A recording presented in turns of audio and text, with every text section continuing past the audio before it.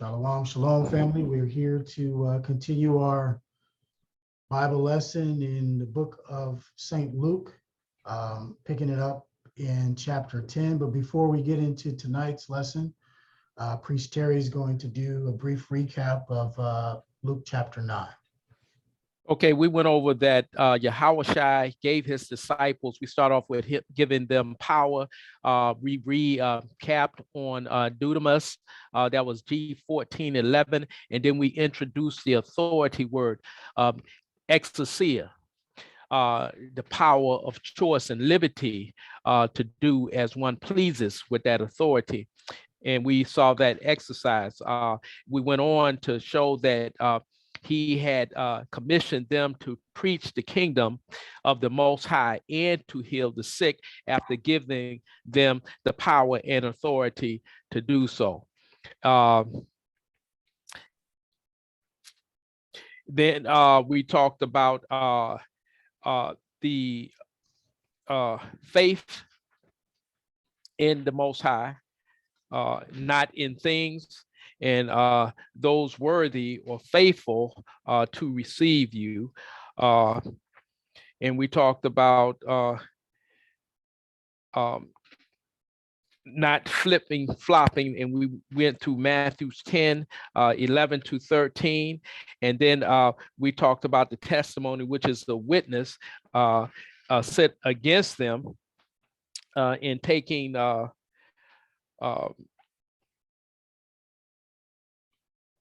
and we talked about the mission, what the mission of Christ was to preach the gospel and to heal the sick.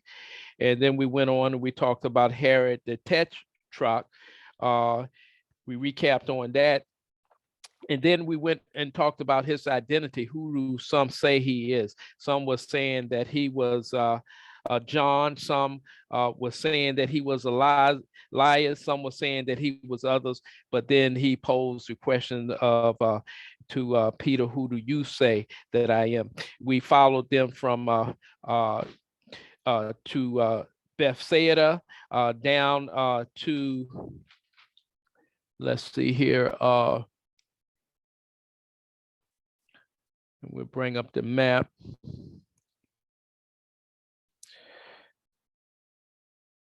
Okay. And we followed him from Bethsaida. And let me bring up the map here. I'm back. Oh, okay. We was just doing a little recap here. Let me see here.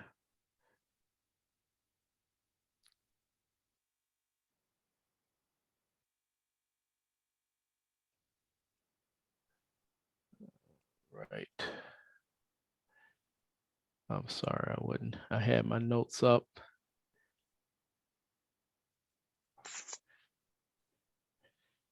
Well, anyway, I'm gonna skip that in relationship. But we talked about the Mount Figuration. We talked about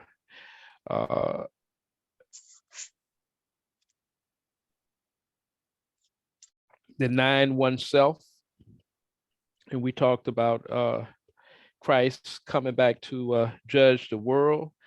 We talked about Peter, John, and James and what they saw in the Mount Figuration and seeing the kingdom of God before they passed away. Then we went over to Acts and we talked about when Christ had ascended in that same glory, and the angels was showing themselves, and they shone with glory, and how those got to see the kingdom of God.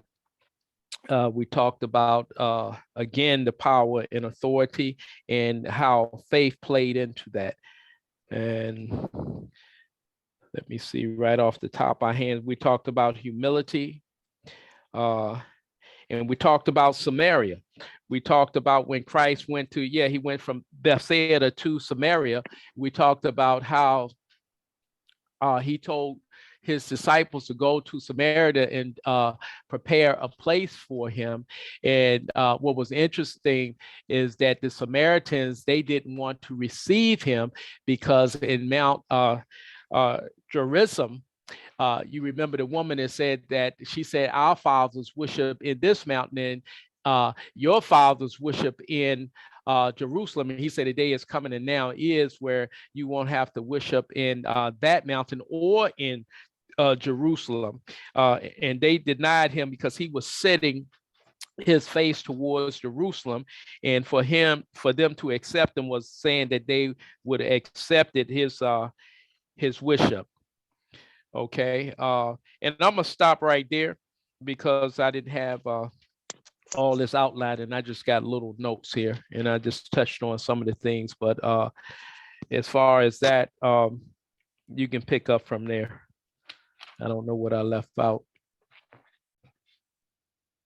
Con, that's good, brother. Just wanted to, for those who may have missed last week or last Shabbat. So now we're going to pick it up in Luke chapter 10, and I will share my screen for the reader. You can see that? Okay, yeah, I can see that. So Priest Terry, if you want to read Luke chapter 10, verse 1. Okay, after these things, the Lord anointed, wait a minute, that's verse 1. Come. Okay, after these things, the Lord appointed other 70 also and sent them 2 and 2 before his face into every city and place, whether he himself would come. Okay, so we see in addition to the 12 apostles, Yahushua appointed another 70 men and sent them out 2 and 2. So the first question is, why did he do this? So let's go to Deuteronomy chapter 19, verse 15. Let me make that. You see that okay, priest? 19 and 15. Okay, let me pull that up because I don't have my glasses. Okay, I can make this bigger. Okay, go ahead and make that bigger then. 1 second. Is that good? Okay, yeah, that's good. One witness shall not rise up against a man for any iniquity or for any sin, in any sin that he sinneth. At the month of 2 witnesses, or at the mouth of 3 witnesses, shall the matter be established. All right, let's get this also in Matthew. Let me make that bigger for you, priest. Matthew chapter 18, verse 16. But if he would not hear thee, then take with thee 1 or 2 more, that in the mouth of 2 or 3 witnesses, every word may be established. So again, remember, this is him sending out, preaching the word of Yah. And we know that there are many that will not receive, many that reject. And so now he is setting forth his witnesses. Remember, we started out in Luke talking about the witnesses and what is it that these witnesses are observing. They are being witness to the kingdom of heaven. They have the ears to hear and the eyes to see who Yahushua is and what he's bringing. And so this is one of the reasons why he's sending them out 2 by 2, according to Torah. Let every word be established with more than 1 witness. So let's go back to Luke. Therefore said he unto them, the harvest truly is great, but the laborers are few. Pray ye therefore that the Lord of the harvest, that he would send forth laborers into his harvest. So we just read in previous chapters about the parable of the sower and the seed. We see here that Yahushua is saying that the souls of men were ready to receive the kingdom of heaven, that it was a great multitude. However, those preaching the good tidings or the gospel are few. Another interpretation is that the kingdom of heaven is great. There is an abundance of grace, right? The kingdom is about being fruitful and multiplying. And as such, there are also many hearers of the word. However, there as Priest Kwam brought up last week, there are fewer doers of the world. And let's just grab that real quick, Priest, in James chapter 1, verse 22.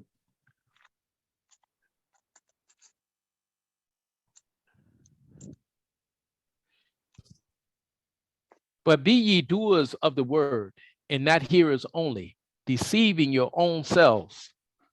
And Yahushua says, when he gives a parable, he speaks about, again, this kingdom and what is being given. And in Matthew 22:14, what does he say, Priest? For many are called, but few are chosen. So he's saying, pray that the earth is filled with those laborers that produce good fruit, harvested to Yah. Now, how do we know this is how we are to receive this parable?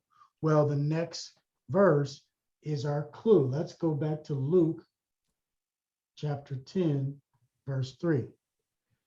Go your ways. Behold, I send you forth as lambs among wolves. Okay, so he says, I send you forth as lambs among wolves. Let's go to Ezekiel chapter 22, verses 24 to 29 to learn more about these wolves. So this is Ezekiel 22. Pick it up in verse 24 and read down to 29, please. Son of man, say unto her, thou art the land that is not cleansed, nor rain upon in the day of indignation. There is a conspiracy of her prophets in the midst thereof, like a roaring lion ravening the prey. They have devoured souls. They have taken the treasures, and there's something over that. Sorry. And precious things. They have made her many widows in the midst thereof. Her priests have violated my law and have profaned my holy things. They have put no difference between the holy and profane. Neither have they showed difference between the unclean and the clean, and have hid their eyes from my Sabbath, and I am profane among them. Her princes in the midst thereof are like wolves, ravening in the prey, to shed blood and to destroy souls, to get dishonor of gain. And her prophets have dubbed them with untempered mortar, seeing vanity and divining lies unto them, saying, thus saith the Most High, our power, when the Most High have not spoken. The people of the land have used oppression and exercised robbery, and have vexed the poor and needy. Yea, they have oppressed the stranger wrongfully. So we see here he's dealing with the false prophets that went on and that defiled Israel. We know that many of the prophets went on to begin to worship, get caught up in idolatry, and it says that they spoke words that the Most High did not speak. And they led the people to death and to ravaging the soul. So this is a pretty serious accusation here. We also discussed in that same parable from chapter 8, how the seed that didn't fall on good ground, that fell on the rock without root, fall away, or apostasy. Because of what? Because of their itching ears, which is through the work of false doctrine. These are the wolves that appear in sheep's clothing. A false prophet, or one that bears false witness. So let's go to Matthew. We're going to get Matthew chapter 7, verse 15, please.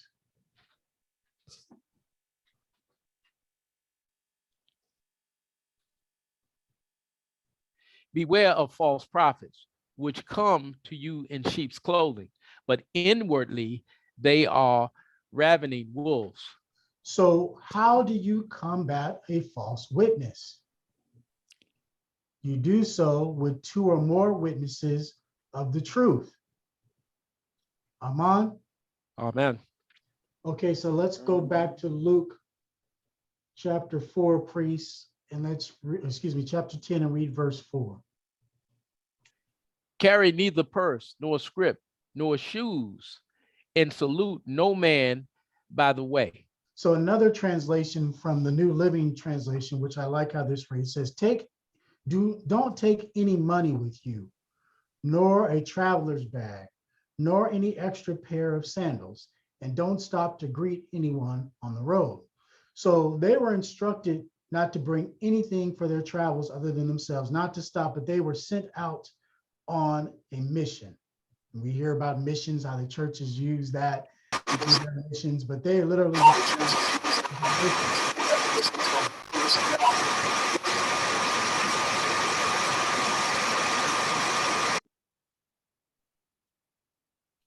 Okay.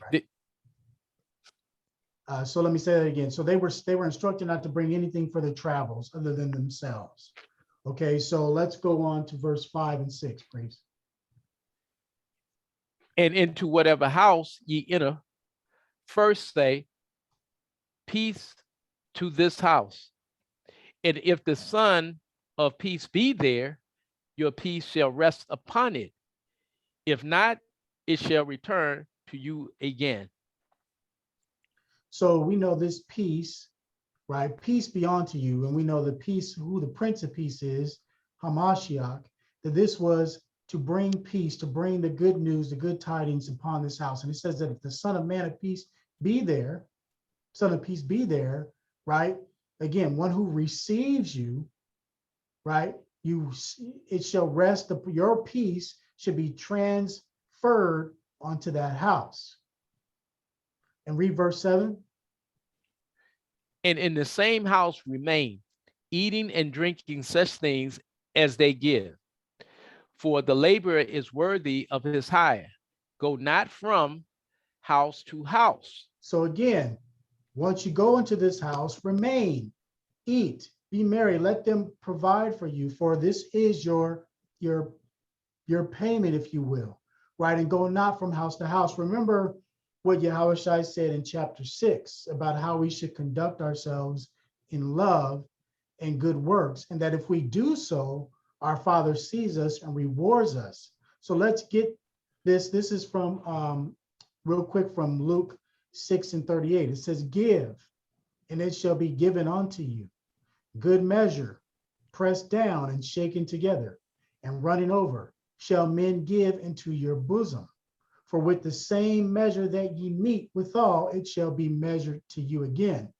So this is why he told them not to take any of these things with them, because when you enter into a house of peace, the Prince of Peace is present to those who have ears to hear.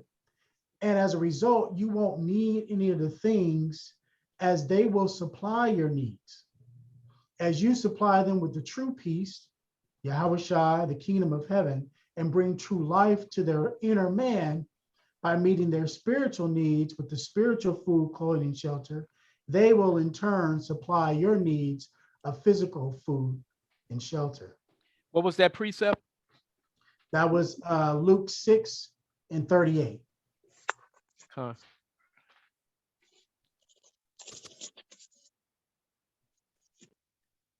All right, so let's go back to what he says, right, in Luke 8 and 9.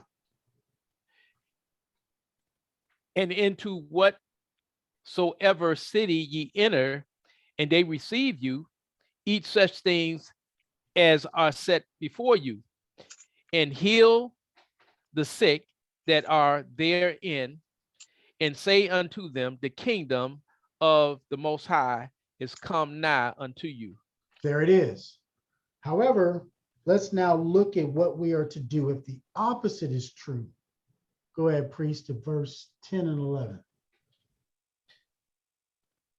But into whatsoever city ye enter, and they receive you not, go your way out into the streets of the same, and say, even the very dust of your city which cleaveth on us, we do wipe off against you. Notwithstanding, be ye sure of this, that the kingdom of the Most High is come nigh unto you. It's interesting. He says the same, regardless of their response, the first thing that we should note is no matter whether they receive or reject, they were still commissioned to say that the kingdom of the Most High is come nigh unto you, right? But let's get this understanding of this dusting off and wiping against you. And remember who the audience is. And let's go to Isaiah chapter 52, priest, and let's pick it up in the first verse. Let me make it a little bigger. Yeah, these old eyes can't see that microscopic stuff. Is that big enough? Need to go bigger? Yeah, that's good. That's good. Okay, fine. Awake, awake. Put on thy strength, O Zion. Put on thy beautiful garments, O Jerusalem, the holy city. For henceforth there shall no more come unto thee the uncircumcised and the unclean. Shake thyself from the dust. Arise and sit down, O Jerusalem. Loose thyself from the bands of thy neck, O captive daughters of Zion. O thus saith the Most High, ye have sold yourself for naught, and ye shall be redeemed without money.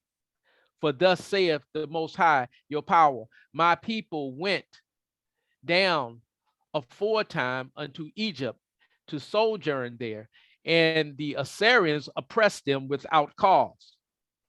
Now, therefore, what have thee, saith the Most High, that my people is taken away for naught? They have ruled over them, make them to howl, saith the Most High, and my name continually every day is blasphemed. Therefore, my people shall know my name. Therefore, they shall know in that day that I am he that doeth speak. Behold, it is I. How beautiful upon the mountains are the feet of them that bringeth good tidings, that publish peace, that bringeth good tidings of good, that publish salvation, that saith unto Zion, thou Most High reigneth. Is that not what our apostles are sent out to do? Is this what Hamashiach said, and how he was bringing the good tidings and publishing salvation to those, that it is now the word of Yah? No more listen to these false prophets who have caused you to be uncircumcised and unclean. Loose thyself from the bands of the neck. Dust your feet off, right? Shake that dust of that destructive winds of false doctrine and destructive uncleanliness, and receive the good tidings of peace that is brought. Continue, priest. Thy watchmen shall lift up the voice. With the voice together shall they sing. For they shall see eye to eye when the Most High shall bring again Zion. Break forth into joy. Sing together, ye waste place of Jerusalem. For the Most High hath comforted his people. He has redeemed Jerusalem. The Most High hath made bare his holy arms in the eyes of all the nations, and all the ends of the earth shall see the salvation of our power. Depart ye, go ye out from thence, touch no unclean thing. Go ye out from the midst of her, be ye clean that bear the vessels of the Most High. For ye shall not go out with haste, nor by flight. The Most High will go before you, and the power of Israel will be your rewarder. So again, this is him fulfilling this prophecy of Isaiah 52. They are to depart, to be to cleanse themselves, rid themselves of the false doctrine and all of the apostasy and idolatry that had come upon Zion. And it's interesting in verse 12, so he shall not go out with haste, nor by flight, right? To be still, be patient, to rest in this peace. And so this is exactly what he's commissioning his apostles to do as he's speaking to them. Now let's go back and grab the next verse, and then we're going to bring out another precept. Verse 12, please. But I say unto you, that it shall be more tolerable in that day for Sodom than for that city. So again, he's comparing this city that rejected the word of Yah and saying that it will be more tolerable in Sodom. Now, we all know Sodom. I don't think we need to do a study there, but we know Sodom was destroyed for their wickedness, right? So let's get this, which was also prophesied in Jeremiah 23:14.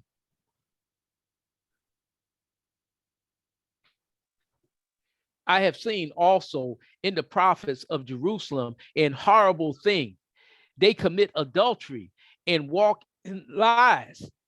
They strengthen also the hands of evildoers, that none doeth return from his wickedness. They are all of them unto me as Sodom, and the inhabitants thereof as Gomorrah. So we recall earlier in this study of Luke, we used to coin the phrase that Yahushua was getting in their pockets.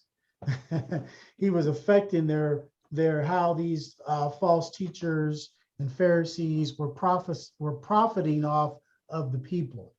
We see that today in the modern day church, and we talked about this as well, the prosperity movement, and how folks are using the word of God, defiling the word for their own personal gain. So let's go back to Luke and hear more of these woes, Priest Terry, in verse Woe 13. unto thee, Chorazin. Woe unto thee, Bethsaida. For if the mighty works had been done in Tyre and Sidon, which have been done in you, they had a great while ago repented, sitting in sackcloth and ashes. But it shall be more tolerable for Tyre and Sidon at the judgment than for you. Okay, so here goes two more cities that he essentially says, had these mighty works been done in these places, they would have repented a long time ago.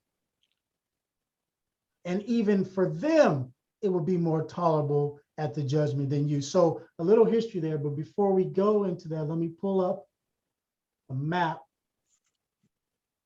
Can you guys see this? Make it bigger. Let me see if I can make it bigger. Shoot. That's the thing about that. If not, we can see the generalities. If you can't, Priest. Yeah, I can't make it bigger right now. Okay, we good. Not on PDF. So what we see, can you see my cursor? Yeah. So we see Tyre and Sidon here. They're in the Phoenician, in the area of ancient Phoenician cities, right? Right. And let me pull up another map. This one I might be able to pull up. Can you see this one a little bit better? No? Okay, yeah. So we see here, and this is Israel during the time of the Messiah. And we see these territories and who is the ruling authority in these particular areas, who's governing this, right? So again, we see this was Assyrian territory, right? And then we see these areas over here are the areas is controlled by Philip. And then we have in the purple, Herod Antipas. Right. Then we have the procuratorship, right? Right. So these are all essentially, ultimately will become under Roman rulership. And so it's interesting that Yahushua used these pagan cities to highlight the way Yah's chosen people refused him. So the Israelites of Yahushua, they believed themselves to be righteously following the Most High. Yet they did not, even they didn't recognize Emmanuel, God with us, in their midst. So Yahushua, in essence, he shamed Chorazin and Bethsaida and Capernaum, which we're going to see here in a moment. They, who were supposed to be Yah's representatives on earth, refused to listen. Yet these pagan cities, he's saying, would have quickly repented. So Yahushua's comments demonstrate the importance of responsibility and stewardship. We're going to read this in chapter 12, but one of the things quoted, it says, from everyone who has been given much, much will be demanded.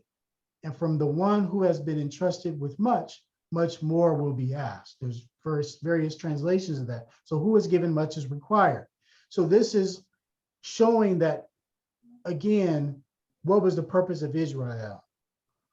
What was given to Israel? And we also hear in the Luke chapter 6, we read the story of those being healed from these areas that came from Tyre and Sidon to be healed of Yahushua, of many sicknesses, unclean spirits, etc.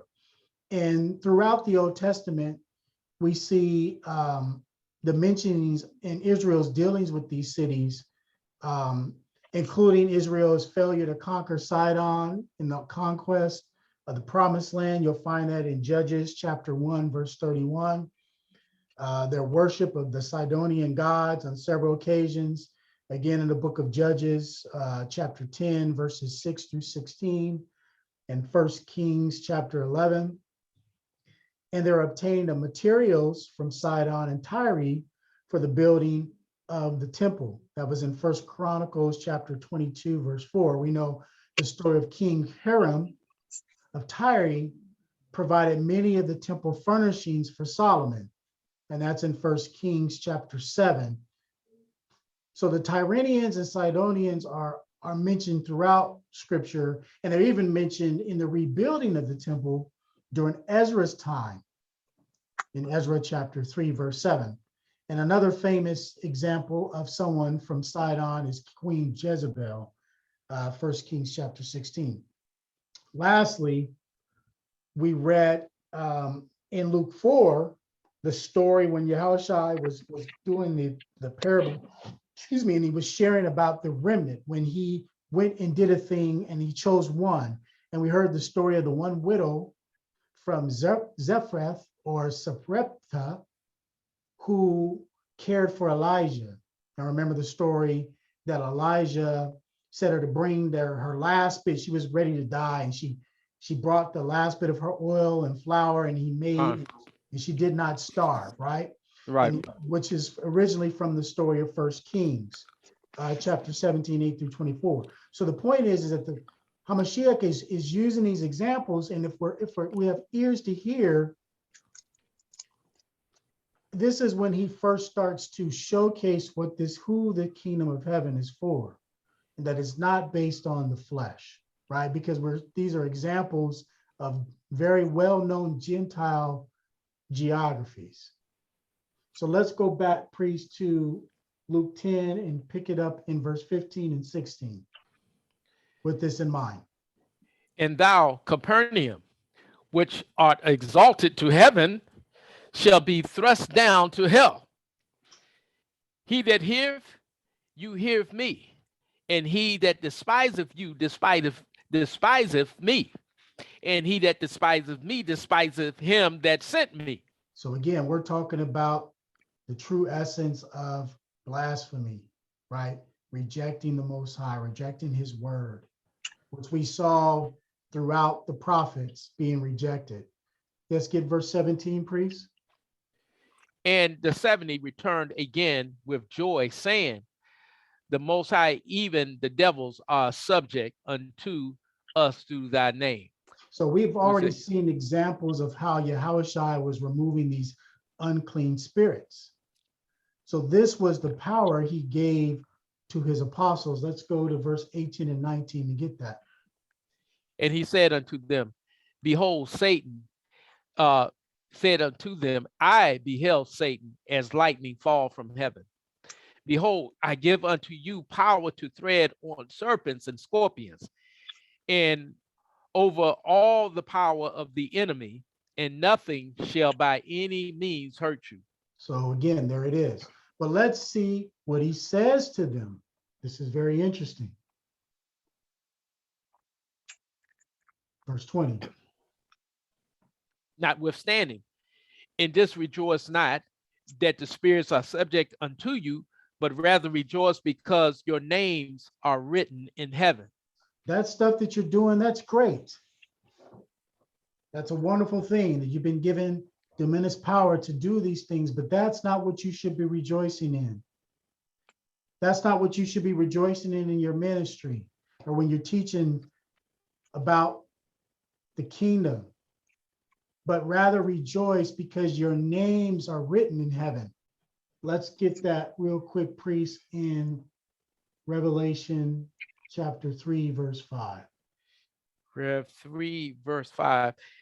Quickly, I wanted to say something because I was talking to Priest Quam about the enemy. We see here that he gave them power to tread over the enemy. And I heard a teaching this week where a brother was saying, Esau, the enemy. And I was like, you're looking at the surface. People, if you're looking at someone being used by the enemy, but you're not looking at the real power there. So we got to be clear on the enemy and who we deal. We wrestle not against flesh and blood, but against powers and principalities. Okay. And he tells us that in verse 18. And he says it even before in verse 17. Right? They say that these devils, these demons, these unclean spirits are subject unto us through thy name, first and foremost. Right. Right. And then he goes on and says, I beheld Satan as lightning fall from heaven. This is not what some teaching is saying what this is, this falling from heaven. This is his power that he reigns in falling. And that he is given because the transference of power is being restored back to Melchizedek. And our true enemy, as Priest Terry has noted, is not the so-called white man, not the so-called Arab, but is the enemy of our souls.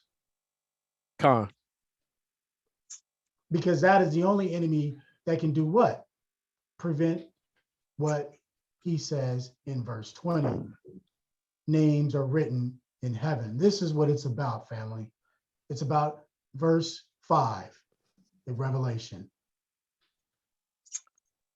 Ready? Chapter 3. He that overcometh, the same shall be clothed in white raiment, and I will not blot out his name of the book of life, but I will confess his name before my Father and before the angels. So he that overcometh who? Overcometh what? Well, we read the book of Revelation, we see where we're overcoming sin and death. That's not the so-called white man. That's not the father of lies. That's not the one who brought death to man. Let's get another one. We're going to jump to Revelations 22, read verse 14.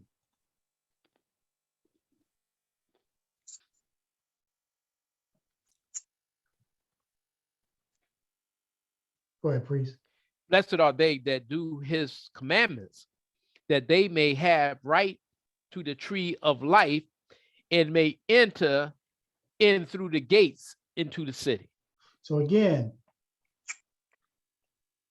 rejoice because your names are written in heaven, because when the Most High looks upon you, he sees you clothed in the raiment of Yahushua. He sees the blood of Hamashiach sprinkled upon your heart.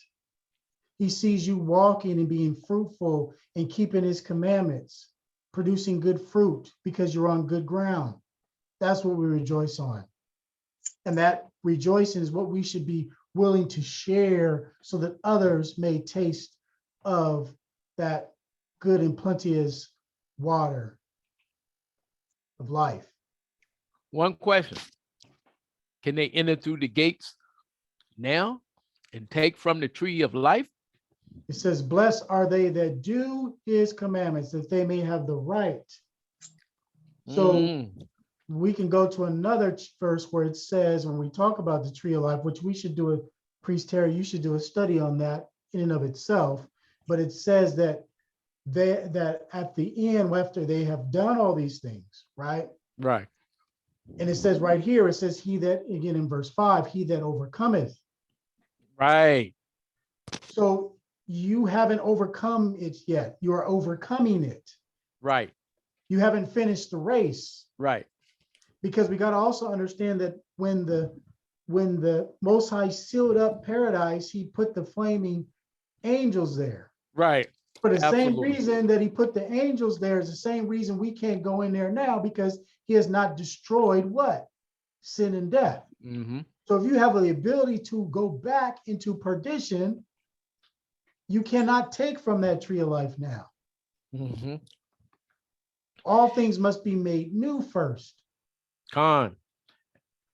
You must Absolutely. first destroy sin and death. The last enemy must be defeated before you can now eat of that tree.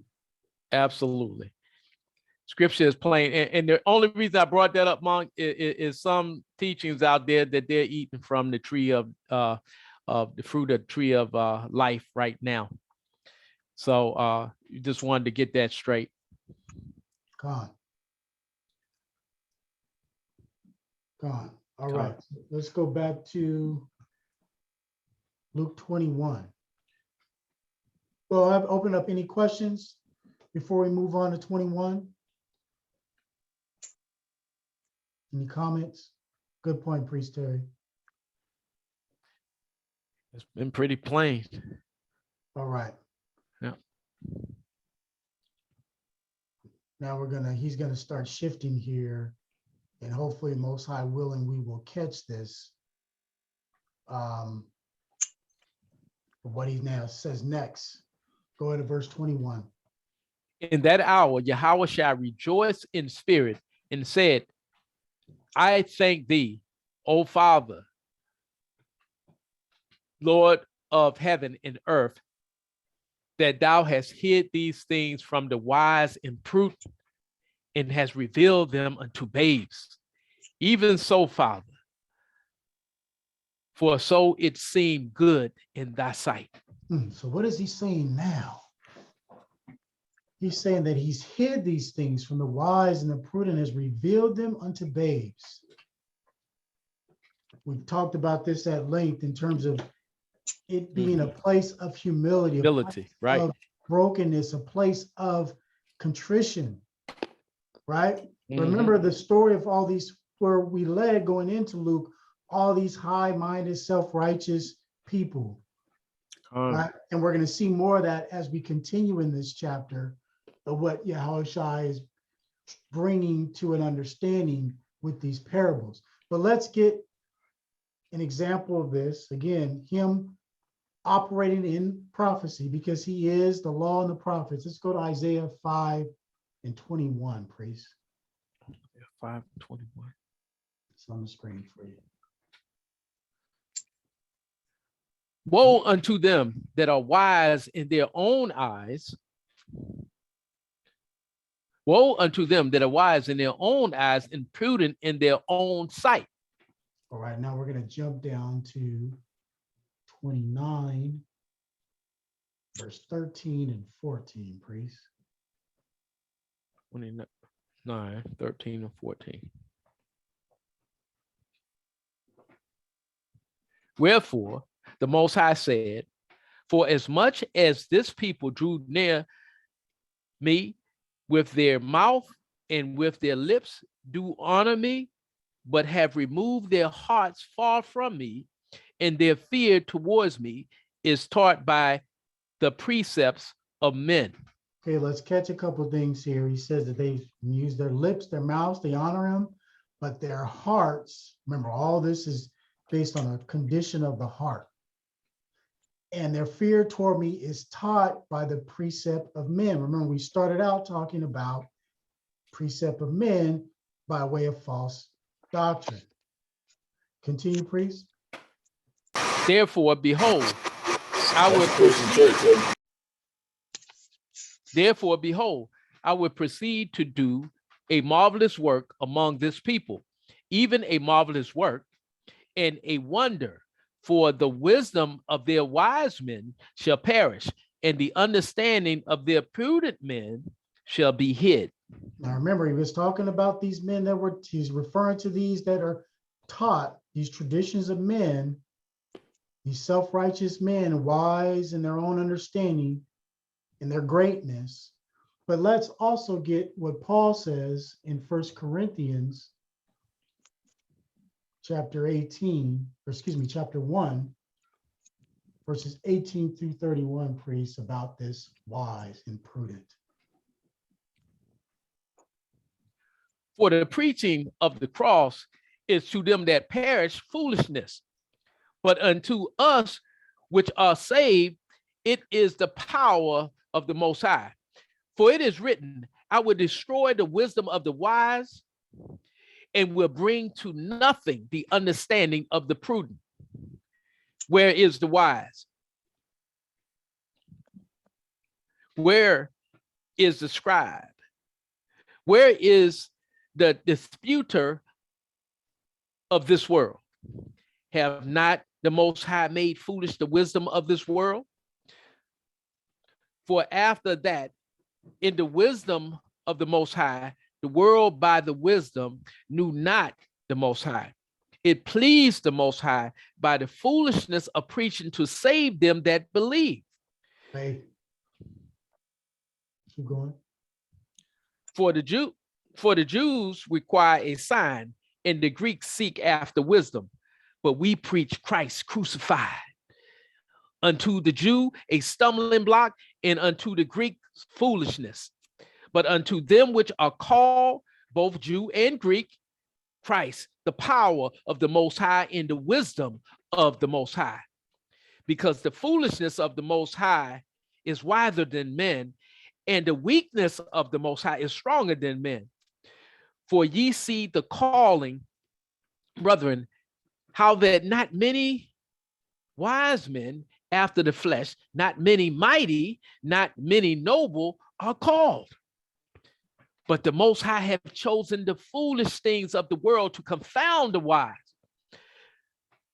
The Most High has chosen the weak things of the world to confound the things which are mighty.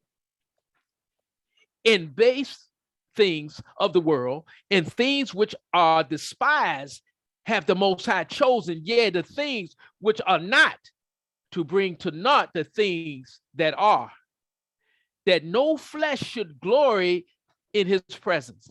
Some flesh, No flesh, a little flesh. not any at all. But of him are ye in Christ, or Yahweh Shah Hamashiach, whom of the Most High is made unto us wisdom and righteousness and sanctification and redemption.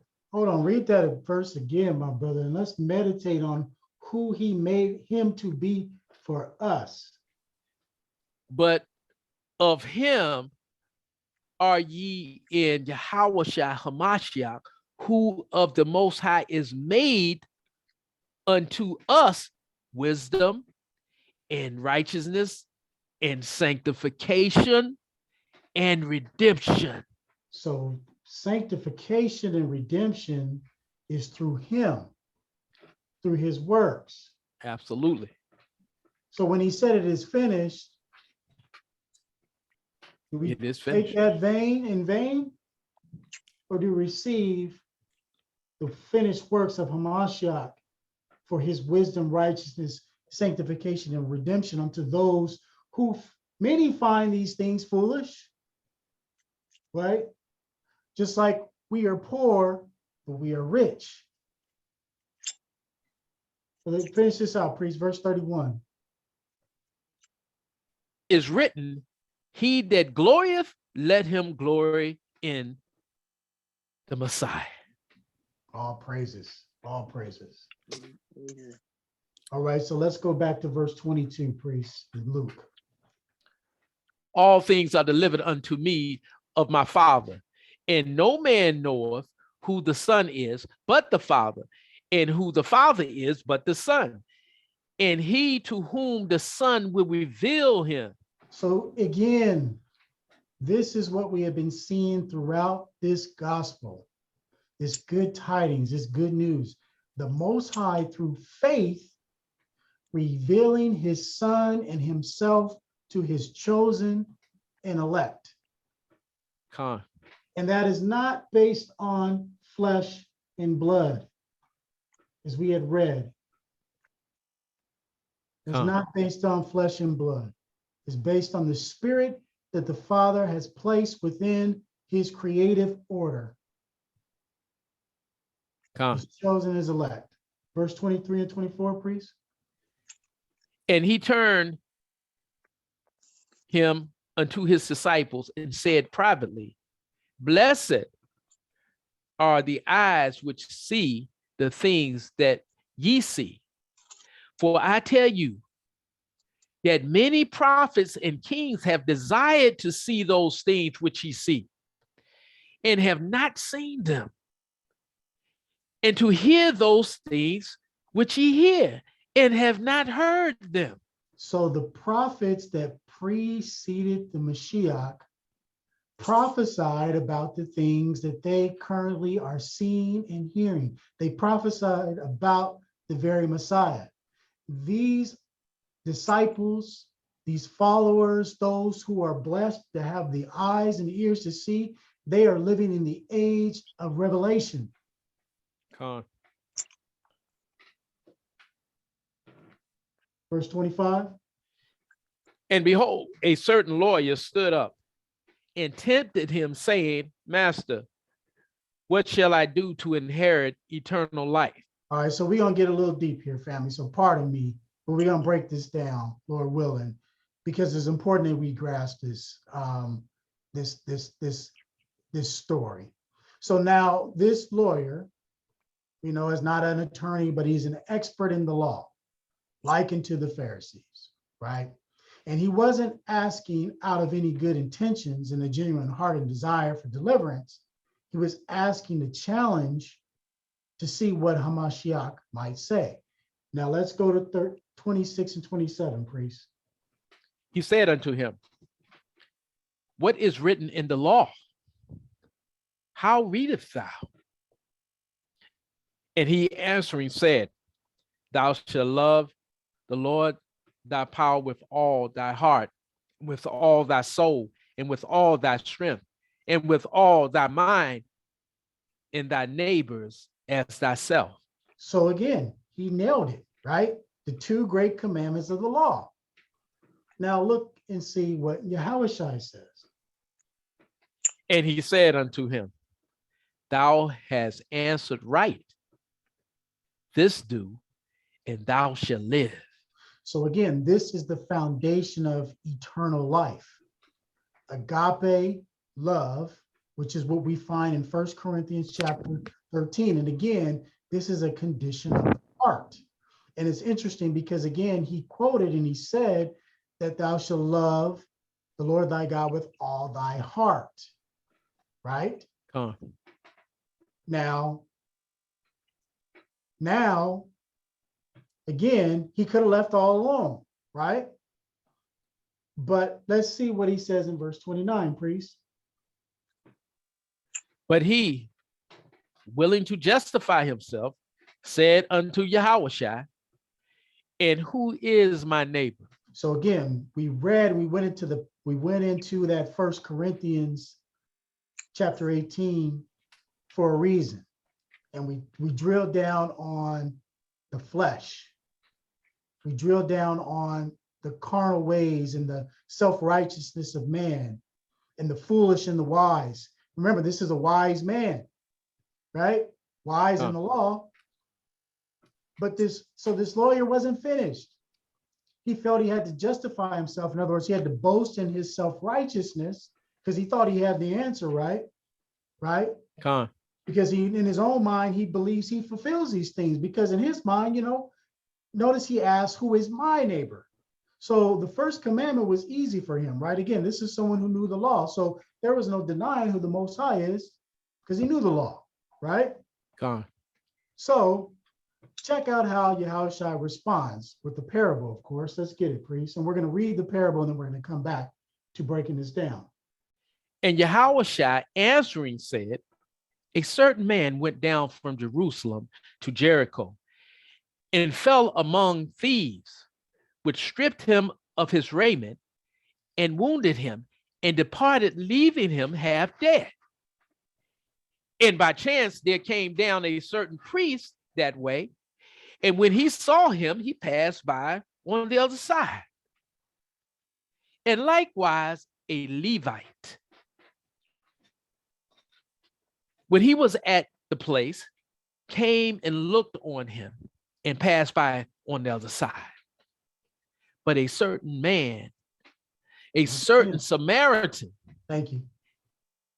as he journeyed, came where he was, and when he saw him, he had compassion on him and went to him and bound up his wounds, pouring in oil and wine, and set him on his own beast and brought him to an inn and took care of him.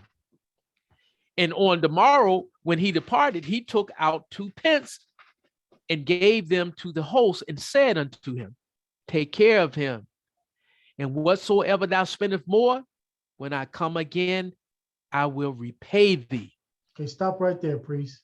So before we continue, it's important we don't overlook the specific cast of characters Yahushua chooses in this parable. The first is a priest. So we know, according to the law, these are sons of Aaron. These are the highest order of service to the Most High.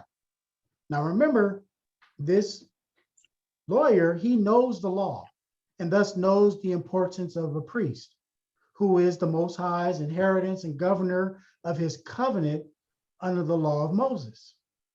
Second, we have a Levite. Now, all priests are Levites, but not all Levites are priests.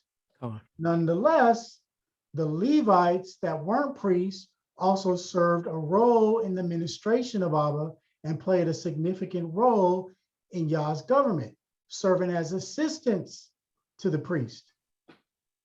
It was their duty to keep the sacred utensils and the temple clean and to provide the sacred loaves, to open and shut the gates of the temple, to sing the sacred hymns in the temple, and to do many other things. So again, service to Yah in the law. Now we have a Samaritan. So at this time, they were enemies of the Judeans. Priest Terry talked a little bit about this in when he went through chapter 9. Many don't want to accept this, but if you read closely the exchange of Yahushua and the Samaritan regarding the place of worship, you will see that these are mixed race peoples with Israelite blood from the northern tribe. Again, if you read through the story, so after Shalmaneser, others say Esarhaddon, in Ezra chapter 4, verse 2 and verse 10, king of Assyria, he had sent colonists from Babylon, from Katath, Ava, Hamath, Sepharvaim, and into the land of Samaria, which he had devastated and depopulated. And those Israelites who have remained in their desolate country, again, go to 2 Chronicles chapter 30, verse 6 and 10, and 2 Chronicles chapter 34, verse 9. They associated with these colonists and intermarried with these heathen colonists and thus produced a mixed race. So when the Jews on their return from exile were preparing to rebuild the temple of Jerusalem, the Samaritans asked to be allowed to bear their part in the common work. On being refused by the Jews, who were unwilling to recognize them as brethren, they not only sent letters to the king of Persia and caused the Jews to be compelled to desist from their undertaking, flown to the second year of Darius, King Darius or Darius. But also, as this is what Priest Terry was talking about, also built a temple for themselves on Mount Gerizim, a place held sacred even from the days of Moses. Again, you can see this in Deuteronomy chapter 27 and 12. And they worship Yah there according to the law of Moses, recognizing, but these folks recognize only the Pentateuch, so the 5 books of Moses, as sacred. So this particular temple that they built was destroyed by John Hyrcanus. And deprived of their temple, the Samaritans have nevertheless continued to worship on their sacred mountain, right? Down even to this present time, although their numbers are reduced, right, to 50 or 50. So anyways, and hence it came to pass that the Samaritans and the Jews entertained inveterate and unpleasable enmity toward each other. So again, these were enemies of the Jews. Now with this understanding, let's continue, priest, in verse 36 and 37. Which now of these 3, thinketh thou, was neighbor unto him that fell among thieves? And he said, he that showed mercy on him. Then saith Yahushua unto him, go and do thou likewise. Okay, so now this lawyer is left speechless, right? Because again, remember, this is someone who knows the law and presumably the prophets, and even he could not deny this truth, because even this was written by the prophet Hosea. Let's just grab that, priest. Hosea chapter 6, verse 6.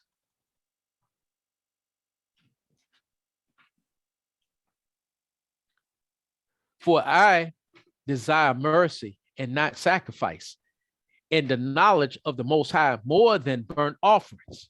So again, this cast of characters is important in this story because we see the priests and Levites were involved in the sacrifices to Abba, but yet these sacrifices didn't make them righteous, didn't make one like the Most High. So these two of loving the Most High with all thy heart and thy mind and loving thy neighbor as thyself go together, because this is how your neighbor should experience Yah. He or she should experience it through the God-man, the one created in the image, who has the character of Yah, which is full of love, agape love, and rich in mercy, for it endureth forever. Khan? God. Any before we wrap up, anything else? Anything to add? Any questions or adaptations? We're almost through, family.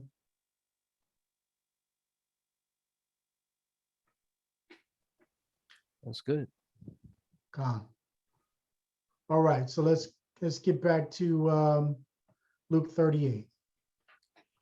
Now it came to pass, as they went, that he entered into a certain village, and a certain woman named Martha received him unto her house. So this Martha is the sister of Lazarus of Bethany, which we're going to see later in the account of the gospel, this story. Continue, priest. And she had a sister called Mary, which also sat at Yahushua's feet and heard his word. Okay, so it's important that we catch this. She sat at Yahushua's feet and heard his word. All right, so verse 40, priest. But Martha was cumbered about much serving, and came to him and said, Lord, doest thou not care that my sister had left me to serve alone? Bid her therefore that she help me. So here's Martha. we can see it, I mean, this would happen for anybody, right? I mean, you got Martha who's upset because she's left alone in the kitchen and doing all the duties of serving her guests while her sister is sitting listening to the Messiah. So in her feeling, she's feeling like this old lazy so-and-so, she's sitting here, ain't helping me. I'm doing all this work. But let's get what Yahushua says to her. And Yahushua answered and said unto her, Martha, Martha, thou art careful and troubled about many things. But one thing is needful, and Mary hath chosen that good part, which shall not be taken away from her. I like how the Young's literal translation reads this. It says in verse 42, but of one thing there is need, and Mary the good part did choose, that shall not be taken away from her. Remember, again, going back to the parable we read about in the prior chapters, we talked about the cares of this world. Martha was distracted by the carnal things, and because of this, she failed to witness who was in the midst. Her sister, on the other hand, was immediately drawn to Yahushua, right? So she heard his word. What she had, faith, was what was given to her, spoken of earlier in that chapter, verse 23, which I'll grab that real quick. I mean, it's not chapter 20, verse 23. And he turned him unto his disciples and said privately, blessed are the eyes which see the things that ye see.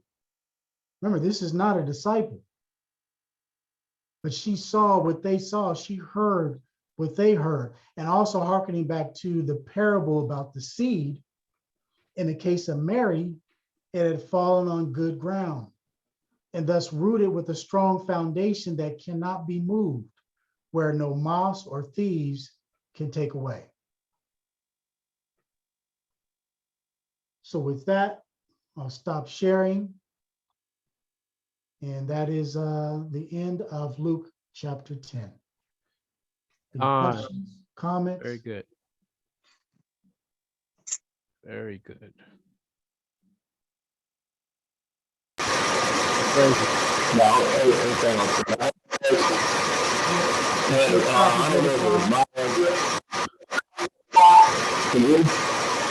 You got a lot of static. A lot of static.